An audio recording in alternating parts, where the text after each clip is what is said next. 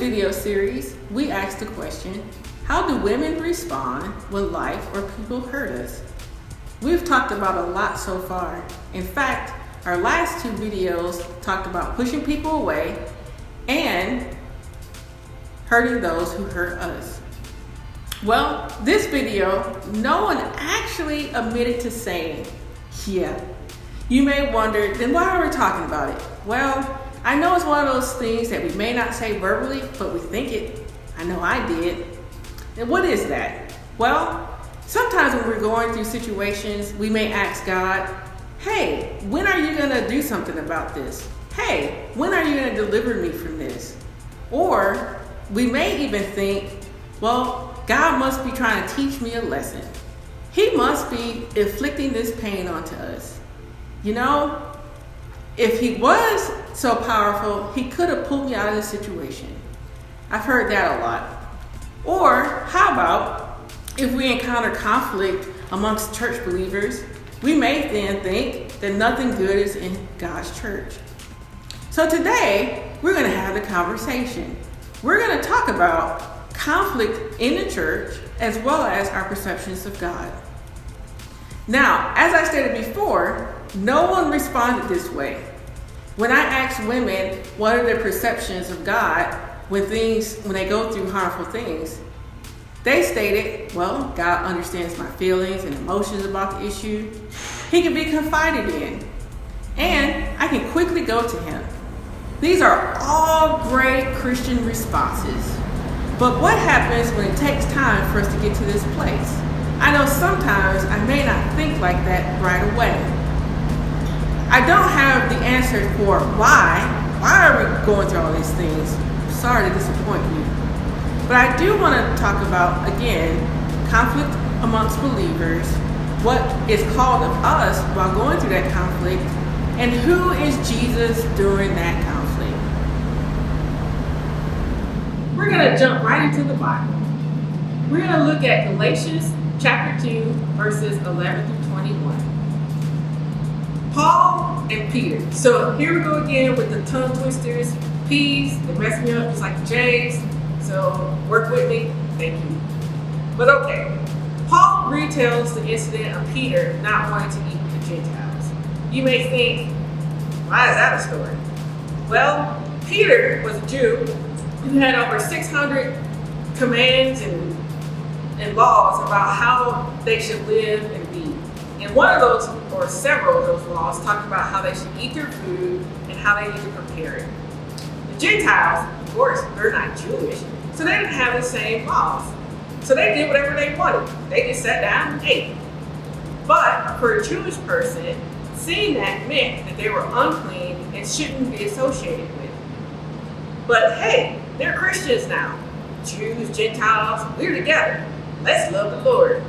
Well, Peter was eating with his fellow Gentile brothers until some Jewish Christians came. When they came, Peter quickly changed and went and sat with his Jewish counterparts. And when he did that, Barnabas followed. Before I move forward, I want to ask you, do you think that there was anything wrong by his response? Did he do what was right? Well, the first thing that I noticed was that Peter gave in to peer pressure. He was acting one way in his faith, but a fellow believer changed his perspective. I think we do that all the time. Think about it. Have you ever doing something and going one direction in your relationship with God, but then you saw a fellow Christian doing something completely opposite? Did it change your perspective of Christianity? Like, hey, maybe I don't need to make all this effort. Or maybe you experienced conflict so much you thought, man, can I really live out the Bible? Can I really love my neighbor? Yes, sometimes that does happen. But let's get back to the story. Peter, nope, there I go again. Paul rebuked Peter. He said, Peter, what in the world are you doing? You were living fine before they came. You were living like a Gentile, but now all of a sudden you see them and you're living like a Jewish person again? Peter, you're a hypocrite. Yep. I know we all heard that word, hypocrite, especially about churchgoers. Yep. Hypocrite, hypocrite, hypocrite. In fact, I heard that about myself when I was a young Christian. Well, not quite a Christian just yet. But I read my Bible, I went to church, I even joined the church choir. Outwardly, I looked like I was doing great things. But I was being completely the opposite. I lied, I cheated, I only thought about myself. In fact, I gossiped all the time about the choir members. If you want to know what Susan was doing, hey, I had the 411. They came to me for the info. Yep, I was outwardly trying to be good, but still not quite. I was a hypocrite. And you know what? Every now and then somebody caught me. They caught me lying and cheating. And they would say, come here, that ain't Christian language. And I would look at them and be like, well, at least I go to church. At least I read the Bible. At least I'm in the choir. What are you doing? Yep, getting called out. But I'd say this to us hypocrites. Stop being hypocrites. Stop living a life that's not what God called us to live. And in fact, stop forcing other people to live a life that you're not living yourself. And that's what Paul said to Peter. Peter, why are you trying to live one way when you are trying to force others to live a way that you're not living yourself? And also, when Peter was doing those things, it had more implications, meaning that it had something else behind the story. When Peter was consumed with living out the Jewish way, it was teaching the Gentiles that only God accepted Jewish people, which meant that they were no longer accepted. Stop! We all know that that's not Christ's message. Christ's message was everyone is accepted through him. So when Peter did that, he allowed people to believe that Christ was not enough. In fact, that his salvation didn't mean anything. So of course, Paul was like, dude, look, if being anti-Jew means that we're sinners, does that mean that Jesus himself is the agent of sin? Huh? What does that mean? He's saying, well, if to the Jewish Christians, it looks as though that we're sinning because we are following Christ, then does that mean that Christ himself is a sinner as well?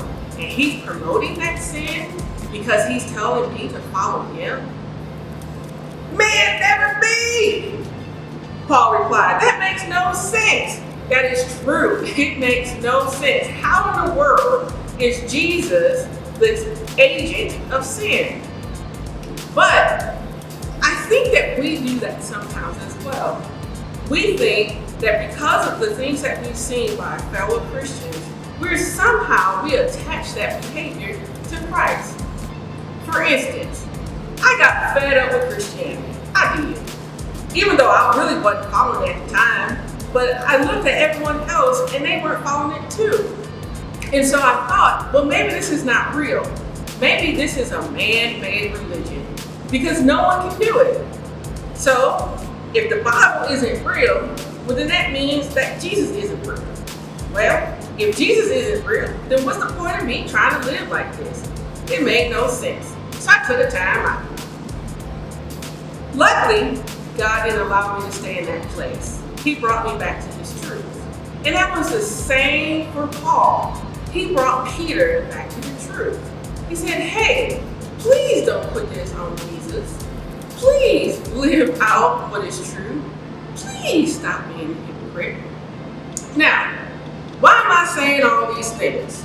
Well, the truth of the matter is, I don't know if you realize that all this confrontation, all this conflict was happening with church believers.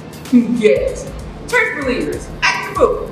And we all know that sometimes when we go to church, we have similar experiences where another person has a perception, but it's not necessarily based on the truth. And how do we refuse that type of conflict? Well, by being in the truth. That was what but that was what Paul called Peter to be in the truth, to come back to What was true versus traditions versus idealisms, but what was true. How about you guys? As we think about these things, it's very important to know, again, first, that conflict happens. It happens in the church and out of the church.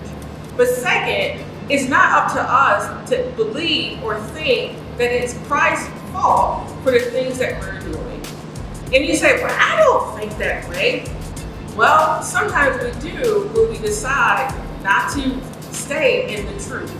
When we decide to walk away from God and His church. So, what's the big goal in all of this? The goal is we mess up. We're going to hurt each other. We're human. We have different idealisms. It happens. But our call, my call, is A, to stay in the truth, not be a hypocrite, not change what the direction I'm going in because of someone else's beliefs and idealisms. But in order for me to not change, I need to be anchored in the truth. So our call is to go back to God, go back to His truth, and live according to Him, and not by what we see in other people. We're just starting the conversation. You know the scoop. Go to ahealingpeace.com. We have a great companion workbook to our video session today. And while you're there, as usual, drop us a line. Let us know if this is helping or if there's things that you want to see that we can talk about. I am happy to have a conversation. See you next time.